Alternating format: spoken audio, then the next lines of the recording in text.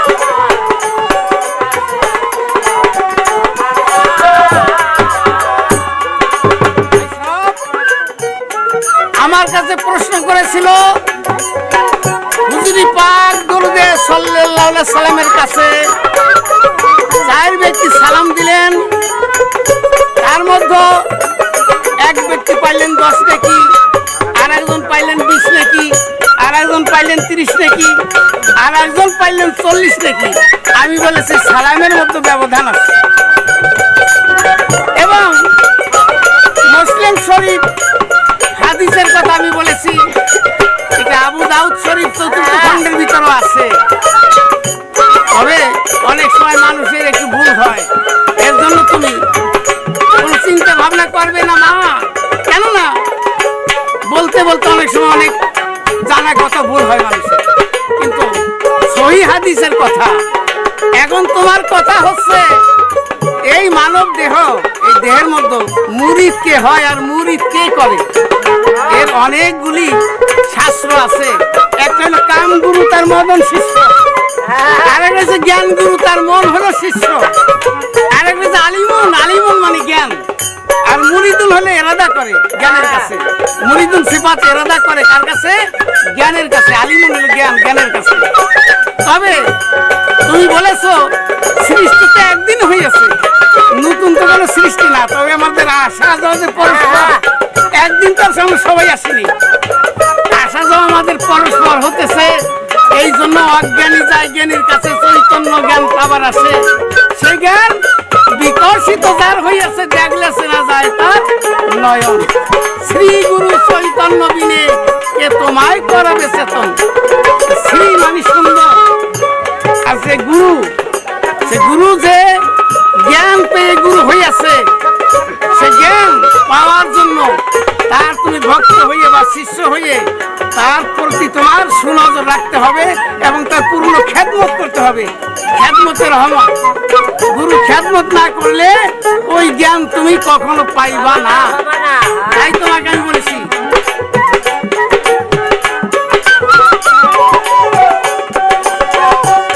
সে গুরু রূপে সাই দয়াময়, আপন বস্তু জীবকে শিখায়, বিনামূল্যে মাল দিয়ে যায় প্রতিদান সে চায় না।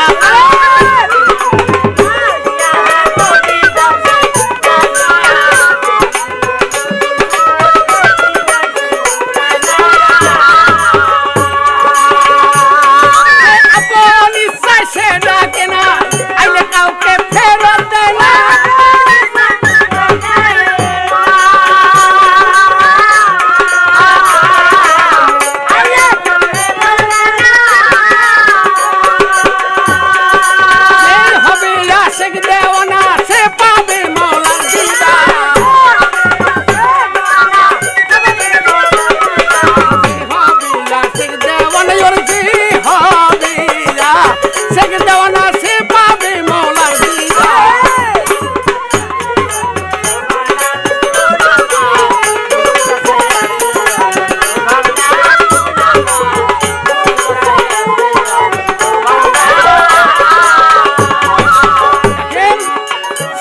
কেমন জিনিস, গুরু রূপেই সাই দয়াময়, আপন বস্তু জীবকে শিখায়, বিনামূল্যে মাল দিয়ে যায়, প্রতিদান সে চায় না তার, আপন ইচ্ছায় সে ডাকে না। মানুষের যখন পিপাসা লাগে সে নিজেই খুঁজে পানি কোথায় পাবো। একজন রোদ্রের তাপে, উত্তাপ্ত তাপে তার ভিতরে গরম হয়ে গেছে, পিপাসা লেগেছে পানি, দেখছেন, সে নিজেই খুঁজে পানি কোথায় পাবো। ছায়ার প্রয়োজন, একজনের দিন বেড়ে মাঠে কাজ করছে, সে দৌড়াদৌড়ি করে, কোথায় একটা বড় গাছ আছে, গাছের নিচে ছায়া আছে, ছায়ায় বসে আমি বিশ্রাম করে আমার দেহকে সুস্থ করে, কিন্তু সে ছায়ায় ডাকে না যে আমার কাছে আসে, তাই না? তাই আপনারা বুঝে দেখেন, আমি যেভাবে তোমাকে বুঝ দিতেছি তুমি আমার বুঝটাকে মেনে নাও, কেননা পিপাসা তোমার লেগেছে, তোমার খুঁজতে হবে পানি, ছায়ার প্রয়োজন তোমার, তুমি দৌড়দৌড়ি করে যাবে একটা গাছের নিচে বসে, সে ছায়া তোমাকে আবৃত করবে এবং তার ভিতর বসে তোমার শান্তি আসবে। তাই গুরু তদ্রূপ, সে গুরু রূপে সাই দয়াময়, আপন বস্তু জীবকে শিখায়, বিনামূল্যে মাল দিয়ে যায়, প্রতিদান সে চায় না।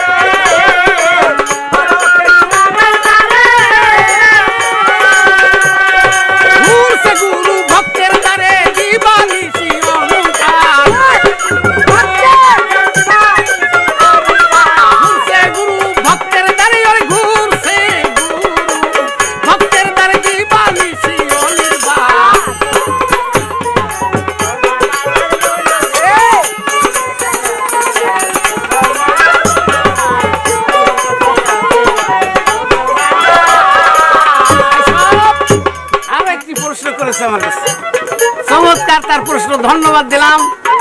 এই ধরনের প্রশ্ন আজ অবধি আমাকে কেউ জিজ্ঞেস করে না। আমার একটা জং ধরা জিনিস আজকে একটু পরিষ্কার হতেছে। এমন একজন গুরু ছিল পৃথিবীতে, তার ভক্তের কাছে একটা লিপি বা পত্র লিখেছিল, সে পত্রখান হাতে পেয়ে বুকের সাথে যখন জড়িয়ে ধরলো, ধরার সাথে সাথে তার প্রাণবায়ু চলে গেল, সে মৃত্যুবরণ করিল। সেই ভক্তকে এবং গুরু বাকি। সুন্দর প্রশ্ন, তোমাকে আমি ধন্যবাদ দিলাম, কেননা প্রশ্নটা খুব চমৎকার প্রশ্ন। কে গুরু হয়েছে? হযরত মুহাম্মদ দরুদে সাল্লাল্লাহু আলাইহি ওয়াসাল্লাম। তিনি তার এক ভক্তের কাছে চিঠি লিখেছিল, কেননা কুরাইশদের সাথে যখন একটা বিনিময় হইয়াছিল হুদাইবিয়ার সন্ধির সময়, যে আমরা আপনার সাথে সন্ধি করতে পারি, কিন্তু সন্ধির প্রথমে লেখা ছিল হযরত আলী করমুল্লাহ আজহু, তিনি প্রথম লেখে বিসমিল্লাহির রহমানুর রহিম। আর কুরাইশদের মধ্যে হেড সর্দার ছিলেন সোহাইল, উনি বলেছিল না, আমরা বিসমিল্লাহির রহমানের সাথে কোনো আমাদের সম্পর্ক নাই, ওইটা আমরা মানবো না, আপনার লিখতে হবে বিসমিক আল্লাহুম্মা। তাই লেখা হলো বিসমিক আল্লাহুম্মা। তারপর লেখা হলো মুহাম্মদ রাসূলুল্লাহ। উনি বললেন যে না, রসুলের সাথে আমাদের কোনো সম্পর্ক নাই, উনি যদি রসুলই হবে তাহলে তো আমরা মাইনেই নিতাম, উনি আব্দুল্লাহ ইবনে মুহাম্মদ। তখন রাসূল নিজে বলেছিল, রসুল কোথায় লেখা আছে, হযরত আলী কলমটা আমার কাছে দাও, আমি নিজে রসুল কেটে দেই। আপনি রসুল না? তাহলে আমি তো রসুল, তোমরা আমাকে বিশ্বাস করেছো, কিন্তু ওরা তো আমাকে বিশ্বাস করে নাই। তাই উনি নিজে হাতে কেটে দিয়েছিল। আর সন্ধি লেখা ছিল, আমরা আমাদের দলপতি যারা আছে তারা যে মুসলমান হয় তাদেরকে ফেরত দিতে হবে, আর আপনার মুসলমান যারা আমাদের দলে মিশবে, আমাদের পূর্বপুরুষের আমরা যে ইবাদত করি সেই ইবাদত যারা করবে তাদেরকে আপনি ফেরত পাবেন না। দেখছেন সন্ধিগুলি কেমন সন্ধি। তাই এক ব্যক্তি হুজুর পাক সাল্লাল্লাহু আলাইহি সাল্লামের কাছে ছিলেন, তার নাম ছিলেন, ওনার নাম ছিলেন বসির রাদিয়াল্লাহু আনহু। উনি কতগুলি লোক নিয়ে এমন ভাবে একটা দল করেছিলেন যে কুরাইশদের দল ওখানটা গেলে পরে তাদেরকে উনি অত্যাচার করতেন। তাই হুজুর পাক সাল্লাল্লাহু আলাইহি সাল্লামের কাছে একটা পত্র লিখে কুরাইশদের পাঠাইলো যে আবু বসির তিনি আমাদের কথা মানতেছেন, আমাদের অত্যাচার করে। কারণ হুজুর পাক সাল্লাল্লাহু আলাইহি সাল্লাম নিজে একটা পত্র লিখে দেয় আবু বসিরের কাছে। আবু বসির রাদিয়াল্লাহু আনহু উনি ওই হুজুর পাক সাল্লাল্লাহু আলাইহি সাল্লামের পত্রখান পেয়ে বুকের ভিতর যখন জড়িয়ে ধরলেন, ধরার সাথে সাথে উনি শেষ নিঃশ্বাস ত্যাগ করলেন। তার নাম আবু বসির রাদিয়াল্লাহু আনহু, হুজুর পাক সাল্লাল্লাহু আলাইহি সাল্লামের ভক্ত। তাইলে ভক্ত হলো কে? আবু বসির। আর গুরু হইলেন হযরত মুহাম্মদ সাল্লাল্লাহু আলাইহি সাল্লাম। এই সূক্ষ্মভাবে তোমার জবাব দিলাম। তবে তোমাকে যে জবাব দিলাম, আমার কিছু প্রশ্ন থাকবে তোমার প্রতি। খালি তুমি আমাকে প্রশ্ন দিবে তা নয়, আমি তোমাকে কিছু প্রশ্ন দেব। তুমি যে আমার শিষ্য, তুমি আমার শিষ্যত্ব গ্রহণ করেছো, আমাকে গুরু বলে তুমি মেনেছো। এখন তোমার বলতে কি আছে তাই দিয়ে তুমি গুরু ভজন করবে, এটা কি বস্তু বা জিনিসটা কি, এই কথাটা আমি তোমার কাছে জানতে চাই।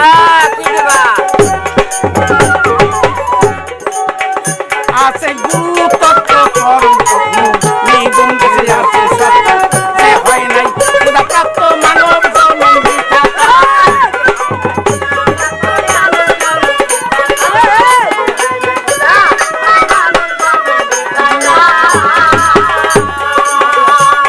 এই সুফি মজিদ এইবারে ভক্তে কি পাবে কাজ।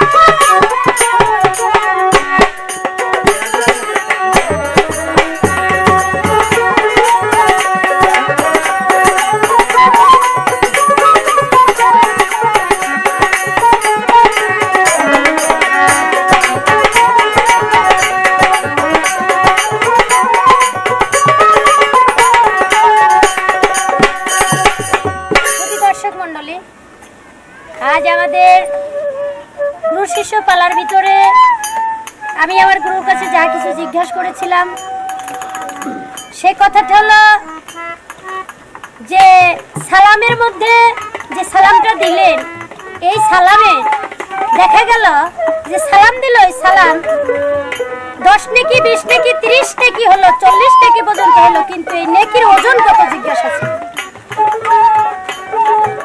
এই নেকির ওজন কত তার কাছে আমি আবার রিপিট করে এই কথাটা একটু জানতে চেয়েছিলাম।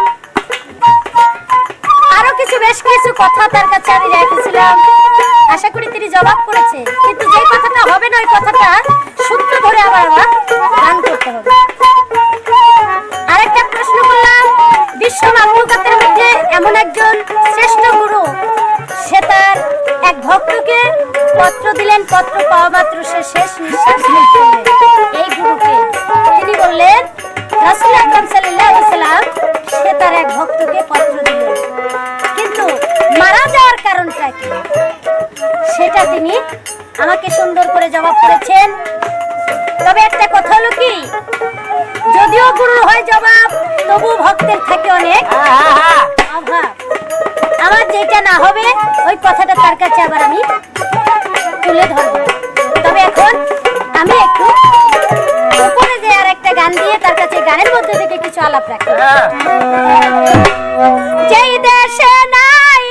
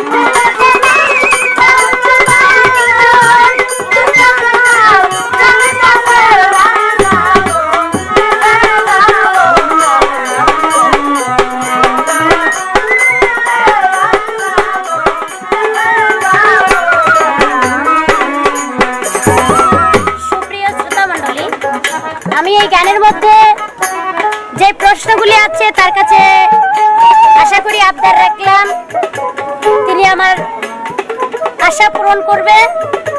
আর একটা কথা রাখবো তার কাছে আমি, এই পৃথিবীতে এমন একজন মহান গুরু, সেই গুরুর দেখা গেল এমন এক কারণবশতে সে প্রকাশ করলেন, মানুষ সমাজে কি প্রকাশ করলেন যে আমার এক ভক্ত আছে, যেই ভক্তর মাজার জিয়ারত না করে তোমরা কেউ আমার মাজারে জিয়ারত করে আসবে না, কারণ আমার মাজারের আগে তোমরা সেই ভক্তের মাজার জিয়ারত করবে, আমার মাজার তারপরে তোমরা জিয়ারত করবে। আমার একটু জানার দরকার এই ভক্তকে আর এই গুরুকে, এবং কারণ কি যে সেই ভক্তের মাজার জিয়ারত আগে করতে হবে, পরে যারা গুরুর মাজার জিয়ারত করতে হবে। এখানে আমার তার কাছে জানার দরকার কি কর্মটা তার ছিল।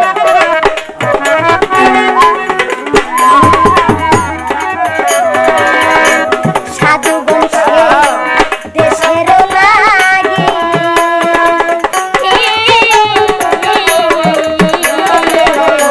শ্মশানে বা জঙ্গল বনে হয় রাজ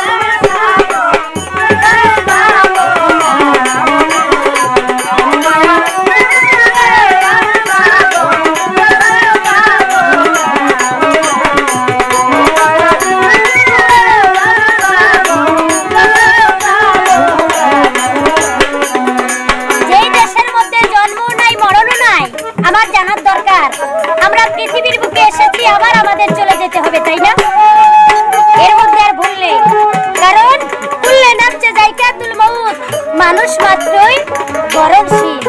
ইংরেজ একটা প্রবাদ বাক্য আছে কি, ম্যান ইজ মর্টাল, মানুষ হইল মরণশীল, কেউ পৃথিবীতে থাকবে না। কিন্তু রজ্জবদন যেই দেশের কথা বলেছে, যেই দেশে নাই জন্ম নাই মরণ নাই, সেই দেশের কথাটা আমি আমার গুরুর কাছে রাইখা গেলাম। আশা করব তিনি আমার সেই দেশের সংবাদটা আমার যেন পৌঁছায় দেয়, আমাকে যেন সে এই কথাটা বলে উত্তর করে আবার যেন আমাকে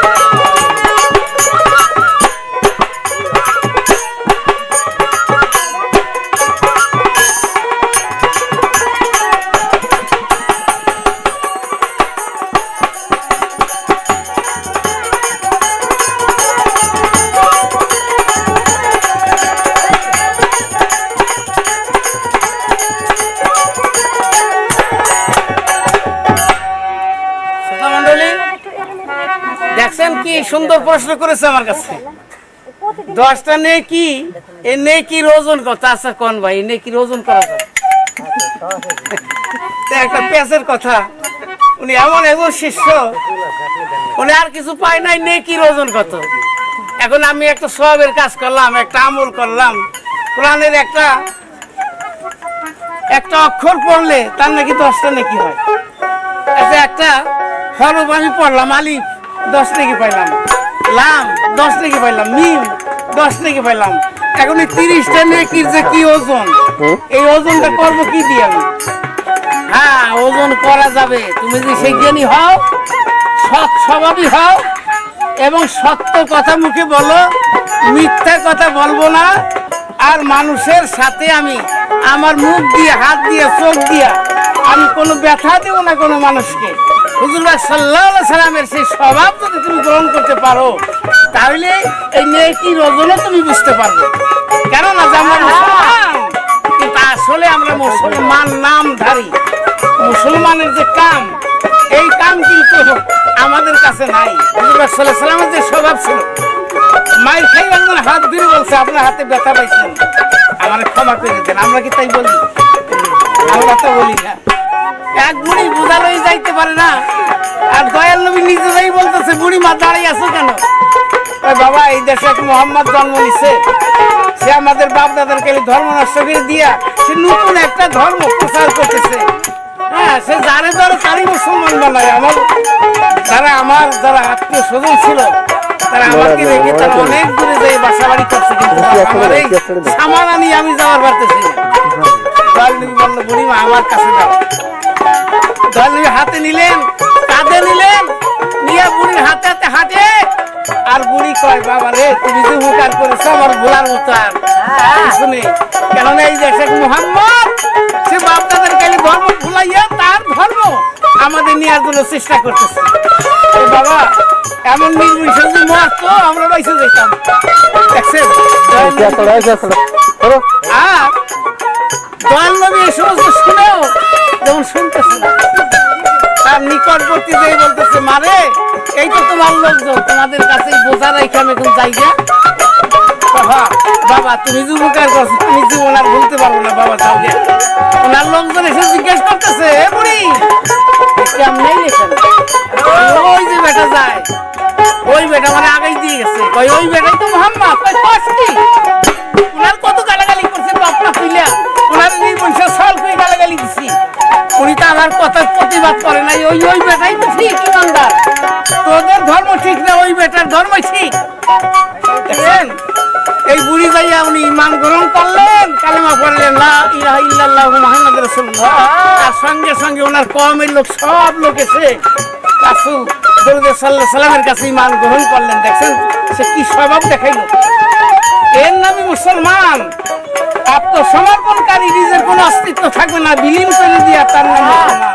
মানে এই মুসলমান না হইলে সে ওজন বুঝতে পারবে না। তুমি মুসলমান হয়ে যাও, তারপর তুমি বুঝতে পারবা তার ইমানের জোর কি আর সে ওজন কত। সে নাকি তোমার কাছে একটা প্রশ্ন করলাম, কোনো জবাব নাই। মালুকের বই থুয়েছো তুমি আমার ছাড়বা না, আমি তোমার ছাড়বো। আমি তার সাই কেন? তুমি যখন পেঁচাই আমার ধরে রাখবা, আমিও তোমার পেঁচাই ধরে রাখবো। দুইজনে একজন হবো, দুই মনে এক মন হবো, দুই আত্মায় এক আত্মা হবো। তবেই সে ভাবে গুরু শিষ্যের একটা বন্ধু। কি কাম? তার নাম হলো ফানা ফিসেকের দরজা। দুই রঙে এক রঙ না হইলে গুরু শিষ্য দরজা হাসিল করা যায় না। দেখছেন? তুমি যে গানটা করেছো, রাজ্যবালী দেওয়ানের গান, ঢাকার একজন বৃদ্ধ গায়ক, সুন্দর। দয়াল গুরু রে, আমি ওই সাধন দেশে যাব কেমন? যে দেশে নাই জন্ম মরণ, সেই দেশে যেতে আমার চাই পারে।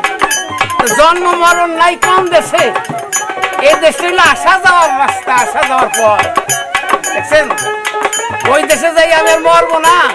কোন মরা? কামো ভাবে আমি স্ত্রীর কাছে মরবো না। ওই মরার কথা বলা হইতেছে। দেখছেন, তাই তুমি তার পরিপ্রেক্ষিতে একটা গান শুনে এবং গানের ভিত্তিতে তোমাকে বোঝানোর জন্য চেষ্টা করবো।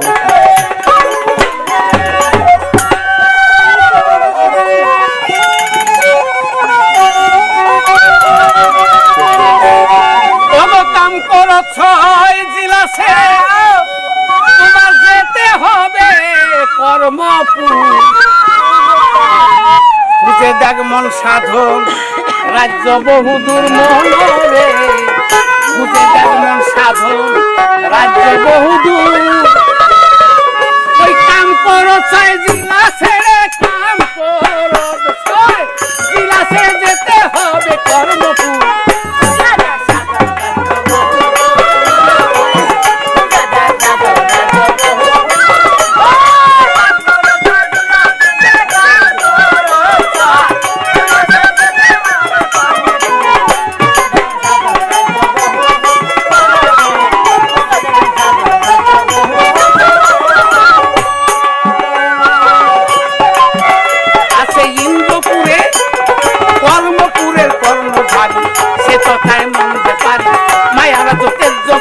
চলে যাবে বিশ্বাস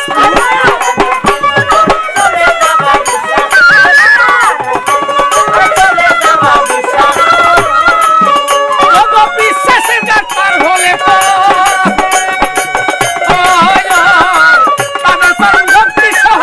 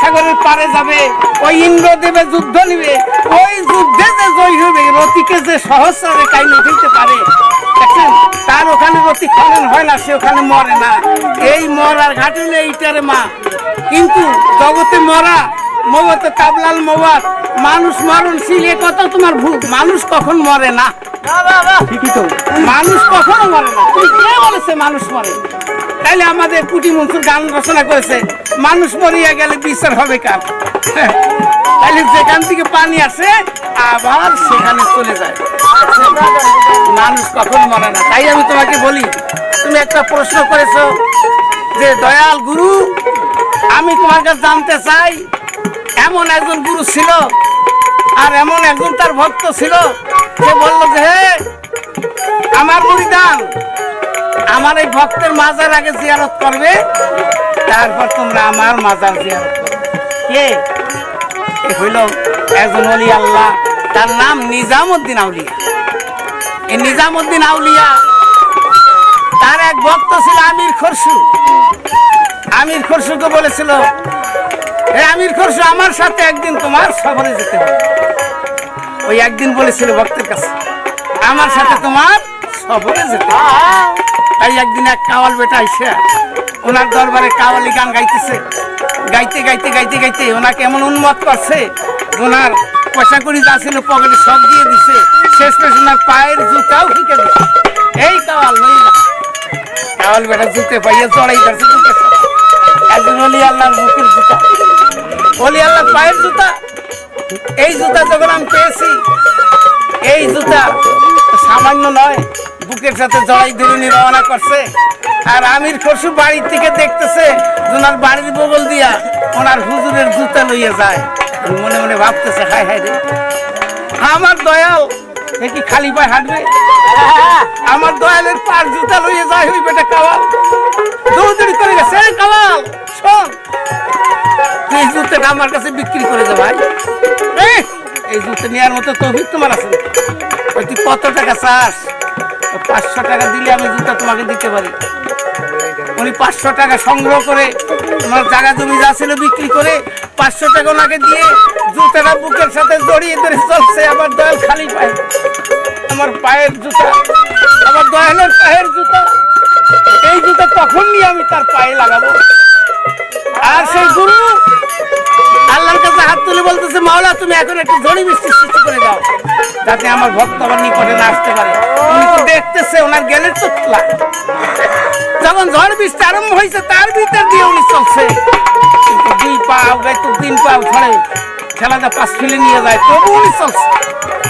যখন বাড়ির নিকটে চলে গেছে বলতেছে, হে খেদমতগার, তোরা আমার চতুর্দিকে দেওয়াল করা বাড়ির এই চতুর্দিকে দরজা আছে সমস্ত দরজাগুলি বন্ধ করে দিন, কোনো লোক যেন আমার বাড়ির ভিতরে আসতে পারে।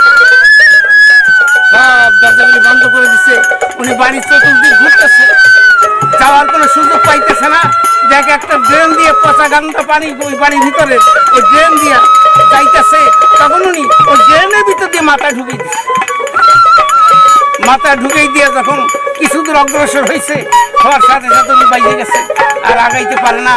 ওই পচা গান্দা পানি ফুইলে বাড়ির ভিতর দিয়া ওনার দরবারের সামনে দিয়ে ভাইসে যাচ্ছে। আর হুজুর বলতেছে, হে আমার খেদমতগার, তোরা কে কোথায়? দেখ পচা গান্দা পানি আমার দরবারের শরীর দিয়ে ভেসে যাচ্ছে। দেখ তো ড্রেনের ভিতর কি আটকা পড়লো। একটা বাঁশের মাথা চোখা করে খোঁচাই বাইতে ভক্তেরা শোনার সাথে সাথে একটা বাঁশের মাথা চোখা করে ওরা খোঁচাইতে লাগলো, কি আটকা পড়ছে। তা খোঁচা দেওয়ার সাথে সাথেই ওনার মাথায় যাই আর কি খোঁচা লাগছে। উনি বলতেছে, হে আমার মুর্শিদ, আমি তোর জুতা বুঝি তোর কাছে পৌঁছাতে পারলাম। দেখছেন, আর এক খোঁচা যখন দিছে তখন উনি মাথা দিয়ে ভকলা দিয়ে রক্ত ওই আপনার পানির সাথে মিশে যাইতেছে।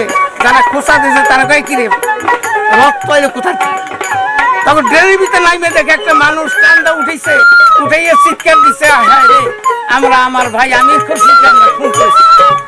খবর ভাই তরিকার ভাই, তাকে আমরা শেষ করে দিছি। একটা চিৎকার সরগোল যখন পড়ে গেল, সমস্ত মানুষ দৌড়দৌড়ি করে এসে দেখেছে আমির খসরু নেই, তার বুকের ভিতর সেই জুতা এইভাবে জড়াইতে যাচ্ছে। খবর গেল হুজুরের কাছে, আমির খসরু নেই, আমরা তাকে মেরে ফেলছি। হুজুর বলল, ঠিক আছে, আমি একটু স্বয়ং করি, দেশে বিদেশে ঘেরা পিটাই দাও, যে যেখানে আমার ভক্তবৃন্দ আছে সবাই যেন আসে, আমির খসরু জানাজা করা হবে। হুজুর স্বয়ং করেছে। কিছুক্ষণ পর ওনাকে জায়গায় ডাক দিয়ে হইতেছে, হুজুর কথা কয় না, পায়ের কাছে পা টিপতেছে, হুজুর কথা কয় না। মুখের কাবু উঠেই দেখে হুজুর নাই, হুজুরও বিদায় নিয়ে চলে গেছে। আরো সরগোল বেশি পড়ে গেল, হুজুর নাই, হুজুরও চলে গেছে। তখন দুজনকে গোসল দিয়ে যখন একখানে শয়ন হলো, ভক্তের আইসে যখন আমির খসরুর মুখের কাপড় সরায়, দেখে ওনার চেহারা নিজামুদ্দিন আউলিয়ার মুখের চেহারা। দেখছেন, আবার যখন নিজামুদ্দিন আউলিয়ার মুখের কাপড় সরায়, ওনার মুখের দিক চাই দেখে আমির খসরুর মুখের চেহারা। গুরুর রূপ ভক্ত নিয়ে আছে, ভক্তের রূপ গুরু নিয়ে আছে, দুই রূপে এক রূপ। দেখছেন, তাই উনি বলেছিল যে আমার বাড়িতে যখন তোমরা আসবা, আমার ওই ভক্তের মাজার আগে তোমরা জিয়ারত করো, কেন তার ভক্তের চেহারা গুরু চেহারা, আর গুরু চেহারা নিয়ে গেছে ভক্ত, আর ভক্তের চেহারা নিয়ে গেছে গুরু। বুঝছেন, তাই সেই কারণে ওনাদের ভক্তের মাজার আগে জিয়ারত করতে হয়, পরে গুরুর মাজার জিয়ারত করতে হয়। বুঝছো তো বাবা আমার কথাটা? ভালো করে বুঝো, না বুঝলে ভালো করে বুঝেই তো তোমার।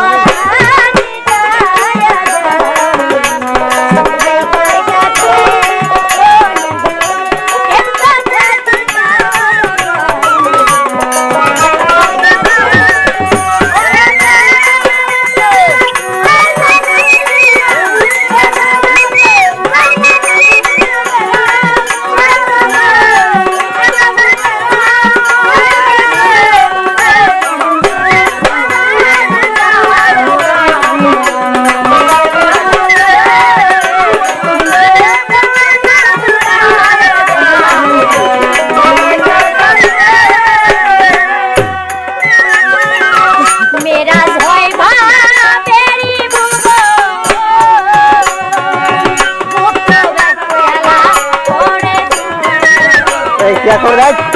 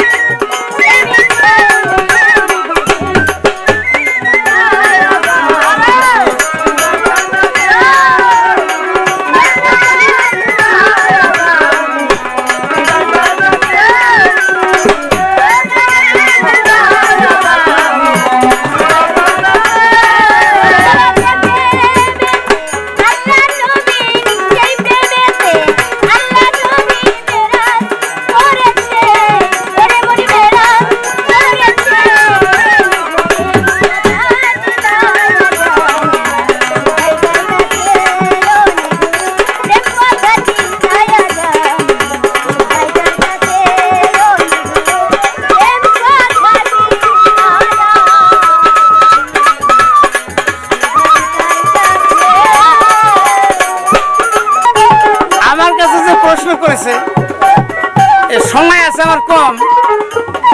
আগামীতে যখন আবার আমরা ক্যাসেট করবো তখন এর পূর্ণ জবাব দেওয়ার জন্য আমি চেষ্টা করবো। কোন প্রেমেতে আল্লাহ নবী দুজন মিরাজ করেছে, নিগুর প্রেম কথাটি সুদাইকার কাছে। দাস্য প্রেমে মা জহুরা খোদাকে করলেন পেয়ারা, বাৎসল্য প্রেমেতে ধরা সাই ফাতেমার নিকটে, নিগুর প্রেম কথাটি সুদাইকার কাছে। এই গানটা গাইতে গেলে সময় লাগবে আমার বেশি, এই জন্য সময় কম, এই জন্য আমি জবাব ঠিক মতো দিতে পারলাম না। আগামী ক্যাসেট করায় আমি তোমার পূর্ণ জবাব দেওয়ার জন্য আমি চেষ্টা করবো। তখন তুমি শুনতে পারবে যে আমি জবাবের কোনো অভাব তোমার রাখবো না, ইনশাল্লাহ জবাব দিয়েই দেবো তোমার। আপনারা সবাই আছেন তো? সবাই থাকবেন, আপনাদের সামনে তার জবাবটা আমি দিয়ে দেবো।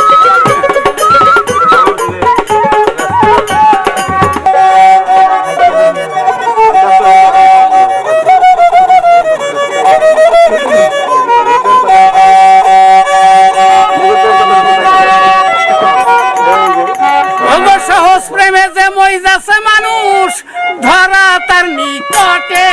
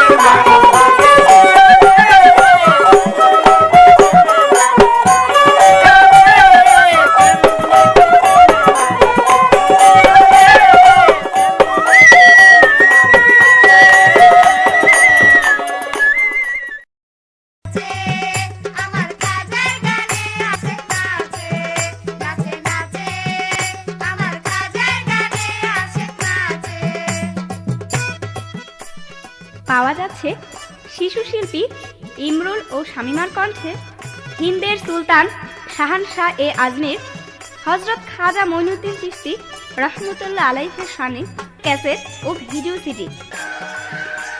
খাজা বাবার নজরানা সংগ্রহ করতে পারেন যে কোনো ক্যাসেটের দোকান থেকে।